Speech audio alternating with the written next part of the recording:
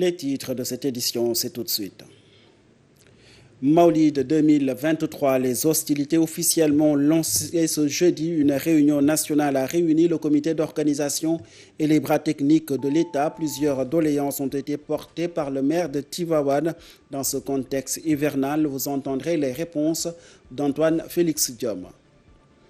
Dénonciation des actes répréhensibles dans le milieu du travail, les lanceurs d'alerte exposés à des représailles et pressions venant des employeurs et pourtant ils participent à la préservation de l'intérêt général. Les acteurs plaident pour le renforcement de la législation sur la question. Pour prévenir les risques de perturbations dans le système éducatif sénégalais, la COSYDEP réunit plusieurs experts de différents domaines pour discuter des problèmes de l'école, ceci à quelques encablures de la rentrée scolaire officielle. On en parle dans cette édition. Voici le sommaire, tout de suite le développement.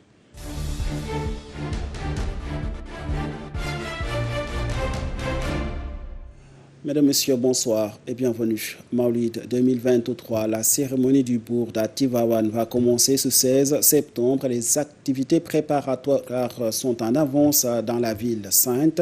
Les besoins organisationnels et matériels ont fait l'objet de discussions en marge d'une réunion nationale qui s'est tenue dans les locaux du ministère de l'Intérieur entre le comité d'organisation et les bras techniques de l'État. Les problèmes exposés dans cette rencontre par le maire de Tivaouane. Suivront les propos de Demba Diopsi au micro de Abdoulaye Mbou. Monsieur le ministre, je vais parler aussi pour la SONES. Monsieur le ministre, je vais m'adresser à la SONES. L'année passée, ils nous ont donné 40 km d'extension, mais on a trouvé 13 km de doublons sur la liste qu'on avait établie. Donc, on s'est retrouvé avec 27 km. Donc, le SONES nous doit 13 km d'extension et on les réclame. Quand on a fait une lettre dans ce sens pour leur montrer que nous ne voulons pas ces doublons, nous voudrions que vous les fassiez dans les secteurs qui n'ont pas d'eau. Le COSCAS a dit qu'ils les ont autorisés à 10 km. Donc ces 10 km n'ont pas encore commencé. On a aussi parlé du social. Ils ont dit qu'ils ont 33 demandes pour le moment. Mais on va demander à la population à partir de demain pour qu'on fasse les demandes, pour qu'au moins nous pouvons consommer les 1000 que nous avons. Pour qu'au moins nous puissions consommer les 1000 que nous avons. Ces doléances ont été portées à l'endroit de Antoine Félix Diome. Ce dernier a pris l'engagement devant les services de l'État à accompagner le comité d'organisation pour un Maulid réussi dans ce contexte hivernal. Suivons ses propos toujours au micro de Abdoulaye Mbou. En ayant passé à revue pendant plus de 4 tours d'horloge les différents domaines qui intéressent l'organisation du Magal, nous nous sommes rendus, du Gamou autant pour moi, nous sommes rendus compte de l'importance qu'il y avait à accorder à 2 points essentiels. Il s'agit d'abord de l'alimentation en eau potable, mais également de l'évacuation des eaux pluviales en cette période d'hivernage. Nous avons pu nous appuyer sur l'expérience des membres du comité d'organisation qui ont l'habitude de coordonner un tel événement et en rapport avec les services concernés de l'État, principalement l'ONAS, la DGPI et la Brigade nationale des sapeurs-pompiers, l'évaluation à date a permis de se rendre compte qu'il n'y a pas de difficulté majeure à Tivaouane. Mais pour autant, nous ne devons pas baisser les bras, nous devons garder la vigilance qui s'y est pour que d'ici à la date du Gamou, que nous puissions faire fonctionner les axes, les grands axes à l'intérieur de la ville, mais aussi les grandes artères qui mènent à la ville sainte. Voilà en résumé ce que nous voudrions dire au nom de son Excellence, Monsieur le Président de la République, Macky Sall. Et nous parlons tout à fait autre chose. En prélude du Salon international des mines prévu du 3 au 5 octobre 2023, un hackathon a été organisé par le ministère des Mines et de la Géologie. C'est un espace scientifique et intellectuel qui promeut la créativité et l'innovation scientifique et technique chez les jeunes entrepreneurs dans le secteur des mines. Une explication donnée par le secrétaire général du ministère des Mines et de la Géologie, Ibrahima Gueye, que nous écoutons. J'ai eu l'honneur de procéder au lancement de l'hackathon, cérémonie qui est intégrée à l'organisation du Salon international des mines. D'habitude, c'est des rencontres qui permettent de mettre en exergue toute l'innovation et la créativité au niveau de nos jeunes entrepreneurs. Donc, et ça permet aux différents participants de pouvoir réfléchir sur un certain nombre de problématiques qui peuvent affecter la pleine efficacité de nos exploitations minières et pour lesquelles nos différents entrepreneurs sont chargés, à travers leur innovation et leur créativité, de proposer des solutions durables qui peuvent permettre d'optimiser davantage les rendements des opérations minières, mais aussi qui peuvent être utiles, comme je l'ai dit tout à l'heure, à nos différentes administrations qui vraiment ont besoin d'intégrer de jeunes produits qui sont vraiment émus de leur talent d'innovation et de créativité et qui peuvent permettre aussi d'améliorer de façon sensible nos différentes performances au niveau de nos administrations. Donc c'est tout l'enjeu et l'intérêt de l'organisation de cet hackathon qui constitue un espace qui permet de faire la promotion de l'innovation et de la créativité chez nos jeunes entrepreneurs. Et la satisfaction aussi, c'est de l'avoir organisé au niveau de l'université Amadou Mahtar Mbow de Dakar. Et puis, sachez que du 25 au 26 septembre 2023 se tiendront au Centre international de conférence Abdou Diouf le Salon international sur l'épidémie des maladies non transmissibles. C'est une initiative du réseau de recherche africain. Il va réunir plusieurs experts, décideurs politiques, sociétés civiles et des professionnels de la santé. C'est un cadre pour échanger notamment sur les meilleures approches pour renforcer la recherche en Afrique sur les maladies non transmissibles. Le professeur Bamba Gaye est avec Mbaye Diagne. On organise cet appel de Dakar pour une chose majeure qui est de repositionner l'Afrique sur la carte en termes de recherche. Et c'est pour ça qu'on organise cet appel de Dakar qui a pour vocation d'inviter les grands chercheurs de ce monde, les grandes universités, Harvard, Oxford, Stanford, les universités européennes et aussi les grandes universités d'Afrique. Voilà, le réseau africain est sur 20 pays. Donc tous ensemble, durant ces 2 jours, nous allons discuter de comment faire pour avoir de la recherche de très haut niveau en Afrique et qu'on puisse résoudre nos problèmes nous-mêmes. Parce qu'il y a de gros problèmes. Par exemple, on vient de vous dire qu'il y a eu la transition épidémiologique, c'est-à-dire les maladies non transmissibles augmentent, les maladies chroniques diminuent, et les financements vont toujours aux maladies transmissibles. Donc il va falloir qu'on rééquilibre. On a la chance d'avoir un centre de recherche qu'on va mettre sur place, qui est dirigé par le professeur Abdoulaye Samb. Et donc il y aura la pose de la première pierre le premier ou le deuxième jour, on verra. En tout cas, on espère que cette conférence sera le début d'un long voyage vers l'Afrique qui s'émancipe en termes de recherche. 22e édition des Assises économiques annuelles du mouvement des entreprises du Sénégal. Le thème de cette année porte sur l'ownership, c'est-à-dire l'appropriation de la plénitude de la jouissance de nos ressources naturelles. L'ownership qui est un concept qui encourage le soutien aux entreprises locales dans la création d'un environnement propice aux investissements nationaux. Le secteur privé national est attendu à jouer un grand rôle dans ce domaine. Selon Mbagnick Diop, le président du MEDES s'exprime au micro de Pape Alassane Diop.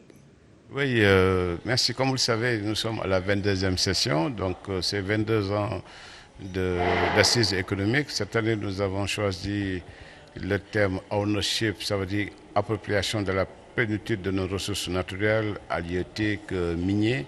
Il est temps aujourd'hui de s'asseoir avec l'ensemble des acteurs économiques, les experts, aussi les pouvoirs publics pour discuter. Et comme on l'a dit sur la déclinaison du thème, ownership, essayer de voir comment renouveler la matrice de partenariat entre le secteur privé et le secteur public.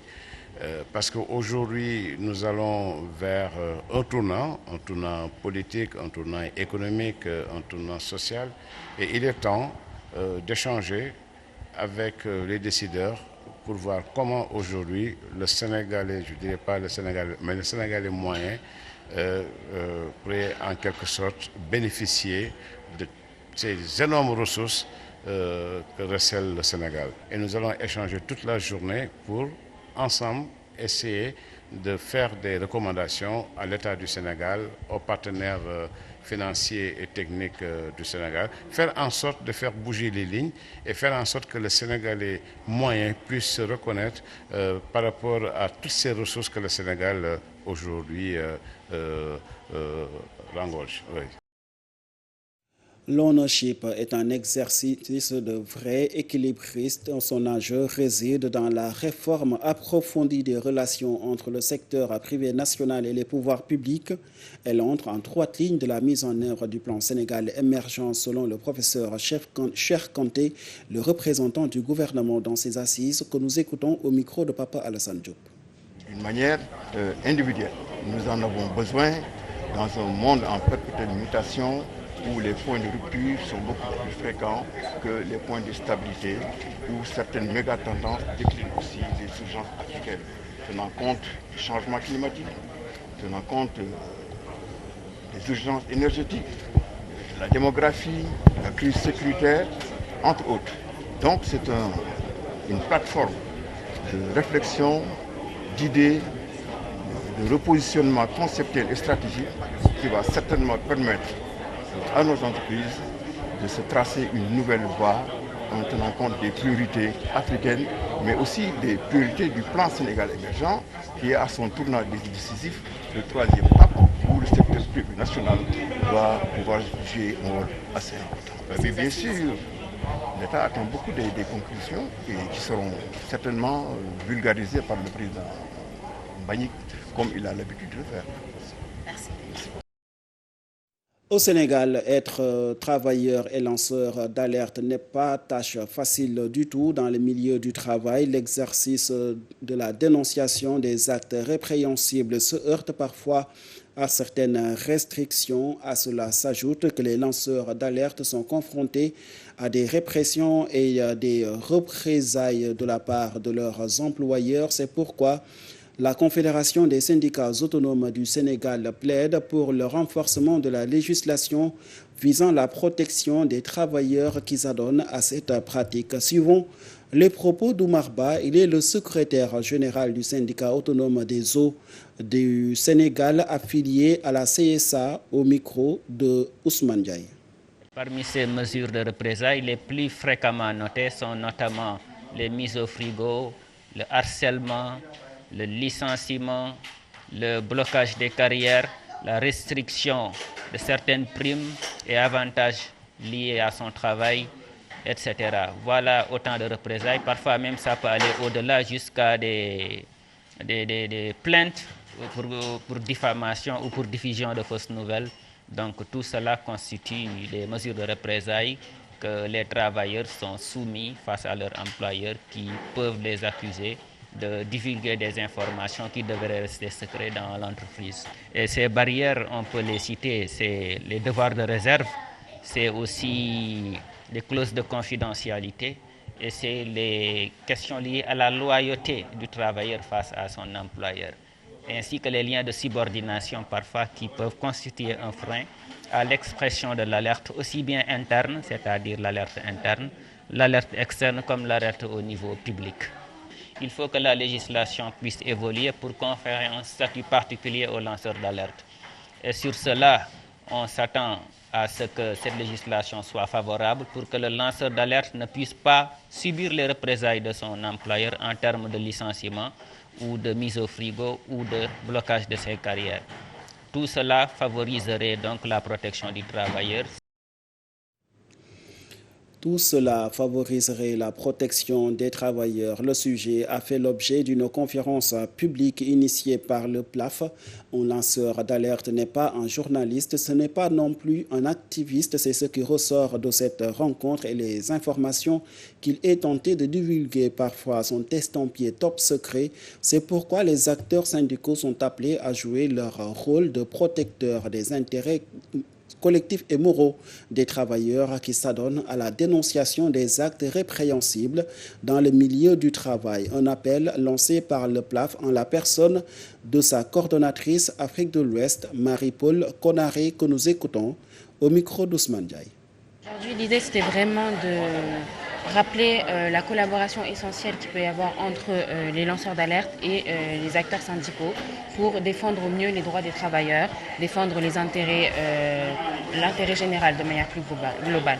En fait, un lanceur d'alerte, c'est quelqu'un qui, dans le cadre de son travail, remarque des activités illicites et décide de les révéler pour faire cesser ces atteintes à l'intérêt général. Et PLAF, c'est une ONG qui accompagne justement ces lanceurs d'alerte, qui sont essentiellement des employeurs, des travailleurs, donc en leur apportant une assistance juridique, une assistance médiatique et en faisant du plaidoyer auprès des gouvernements africains pour l'adoption de lois de protection des lanceurs d'alerte.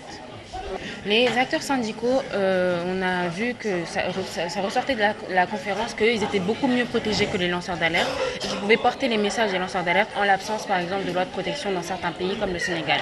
Il faut savoir qu'il y a une collaboration qui est essentielle entre délégués syndicaux, acteurs syndicaux et lanceurs d'alerte parce que les acteurs syndicaux peuvent jouer un rôle important dans la protection de l'emploi et dans la protection même des lanceurs d'alerte en négociant, par exemple, dans les contrats de travail ou les conventions collectives, des dispositions spécifiques qui protègent les lanceurs d'alerte et justement faisant du plaidoyer aussi auprès des autorités gouvernementales pour l'adoption de lois de protection des lanceurs d'alerte. Donc vraiment une collaboration qui est essentielle et c'est pour ça que PLAF, dans le cadre de cette conférence, a collaboré avec la CSA. Et nous parlons tout à fait autre chose, la protection de l'environnement et la promotion d'un meilleur cadre de vie des citoyens au menu d'une rencontre à Dakar initiée par le projet de promotion de la gestion intégrée et de l'économie des déchets solides au Sénégal. La rencontre a été un cadre d'échange avec les maires du Sénégal sur la gouvernance des déchets solides. Eladji Amarlo livre ses impressions au sortir de cette rencontre. C'était au micro de Cheikhou Oumar Tall. Ce qu'on peut retenir, c'est l'importance du projet de gestion des déchets solides au niveau national. Je crois que l'ensemble des maires ici présents qui ont participé activement sur cet atelier ont bien magnifié et souligné l'importance du projet de gestion des déchets solides au niveau national. Ils ont aussi énuméré l'urgence d'aller vite afin de mettre en œuvre ce projet qui pourra beaucoup aider les communes à régler le problème de gestion des déchets solides.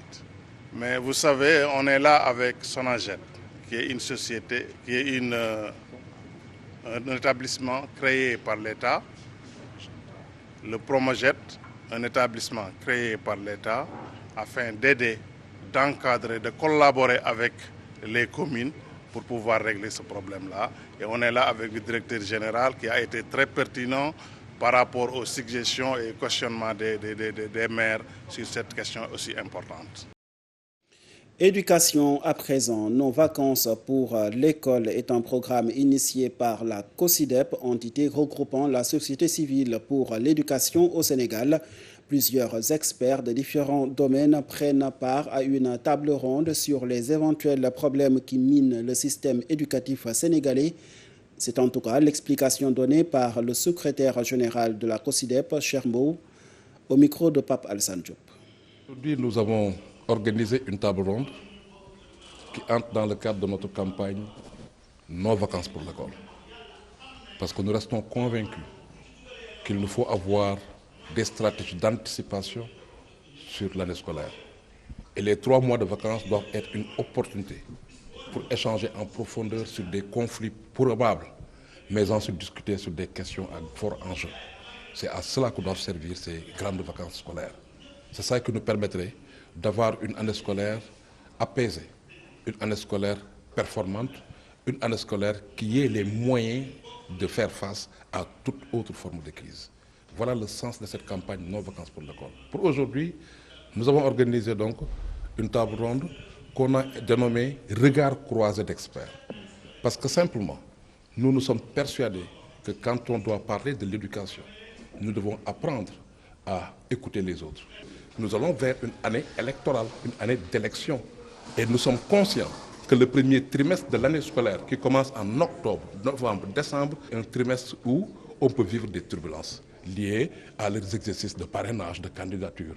Le deuxième trimestre, janvier, février, mars, c'est le trimestre de l'élection. Ça aussi, l'histoire a montré cette relation malheureuse qui a toujours existé entre les joutes électorales et le fonctionnement normal de nos écoles. Le troisième trimestre post-élection, ça veut dire avril, mai, juin, c'est aussi des moments qui pourraient avoir de petites turbulences. Nous voudrions que notre école puisse être épargnée des jeux d'acteurs.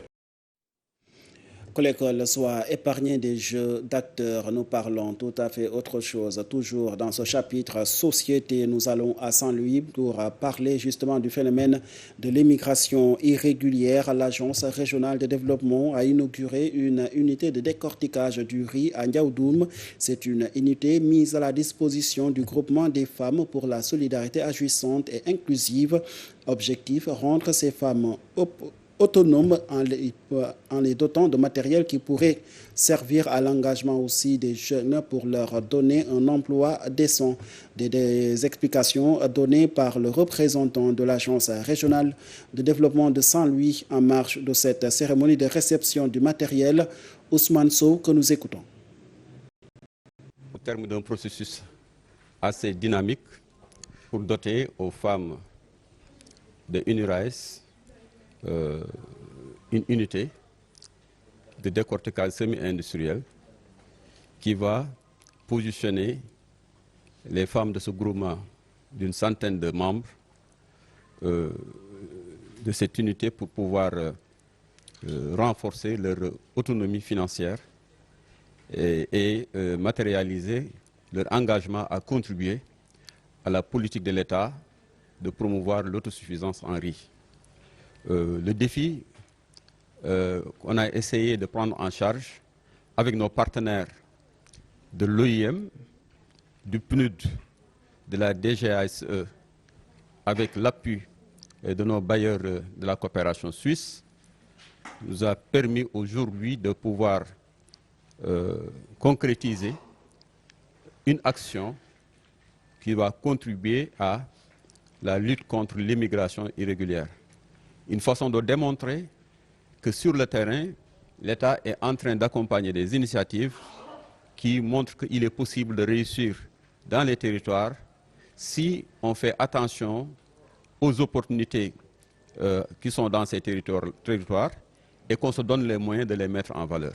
Je pense que globalement, on peut dire que c'est un projet, une unité qui nous a coûté un investissement de 45 millions environ.